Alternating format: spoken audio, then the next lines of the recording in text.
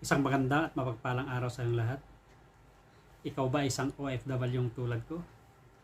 At ang iyong OWA membership ay active ba or inactive? Ano ba ang kahalagaan ng OWA membership para sa ating OFW? At kung ito ay inactive, paano tayo magkakaroon o mai-renew ang ating OWA membership? Dahil napakahalaga ang ating OWA membership kasi mayroon yung pagkakataon na hindi natin isahan na may mangyayari sa atin dito sa ibang bansa, ay dito napapasok si OWA membership. Pero bago natin pagpatuloy, pakinggan natin yung isang balita na nangyari sa UAE. Isang Pilipina ang nasawi matapos matupok ang isang residential building sa UAE. Ayon sa Philippine Consulate General in Dubai, isa siya sa 5 namatay sa sunog noong Huwebes. Nagpaabot na ng pakikiramay ang ahensya sa pamilya ng nasawi. Binabantayan na rin daw nila ang lagay ng kanyang asawa na isang OFW.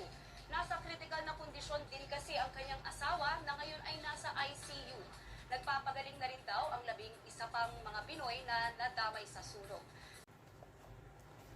Yun, nakita ko lang yung balita yun. Kaya naisip kong gawan ng short video ito regarding sa kahalagaan ng OWA membership.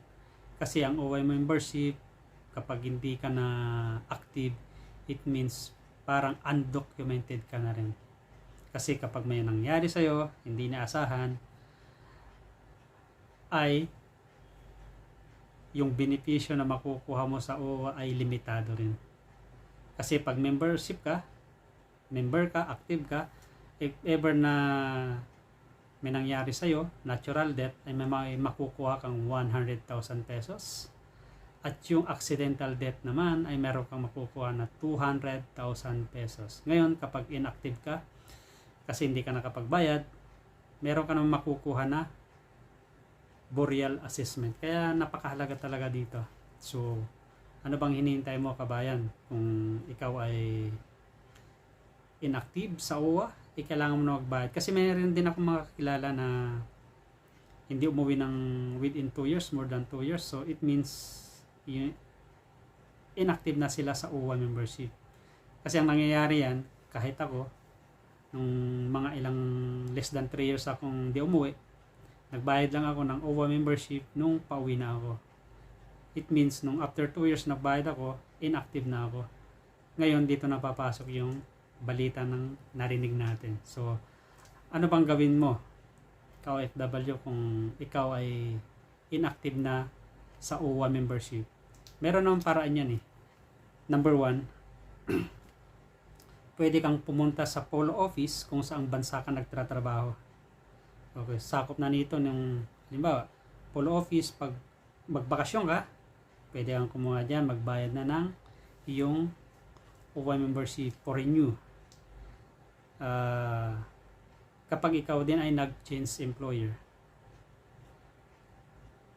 Para sa ganon, ma-update yung information mo. At kung ikaw ay galing sa visit visa to working visa. So, kailangan mo rin magbayad ng OWA membership. Kunin mo lang yung passport, kontrata, at pumunta ka ng office. Any polo office kung saan bansa ka man nagtatrabaho. Meron din pamaraan kapag lagi kang busy. Pag ikaw na ay OEC exempted, okay, pwede ka rin, number 2, pwede ka magbayad sa kanilang OWA apps. O mga kabayan, meron silang OWA application. Number 3, kung ikaw magbabakasyon at di ka nagbayad sa bansang pinanggalingan mo, ay pwede ka magbayad sa any office ng OWA sa ating bansang Pilipinas. Papakita mo rin any branch, okay? Ipapakita mo lang din yung passport, ticket, at OEC exemption. At saka magdadala ka na rin ng kontrata. Lagi yan pag umuwi ka. Number 4, pwede ka magbayad sa OWA representative this sa NAIA o mga KFW. Pwede ka rin doon kumuha ng OWA membership. Doon ka magbabayad. Kailangan mo lang yung passport, ticket, OEC exemption, at kontrata. So, ano bang hinihintay mo mga ka-OFW? Ang OWA ay napakahalaga sa ating OFW. Kasi di natin alam ang mangyayari sa ating mga kinakaharap bukas or bukas makalawa. So, maraming salamat sa iyong pagsama at hanggang sa susunod mga ka-OFW. Ako pala si Ronnie, isang OFW dito sa bansang Kuwait. Kung bago ka pa lang sa channel ko, pa-support naman. Like, share, and subscribe. At again, maraming salamat. See you again sa susunod kong video.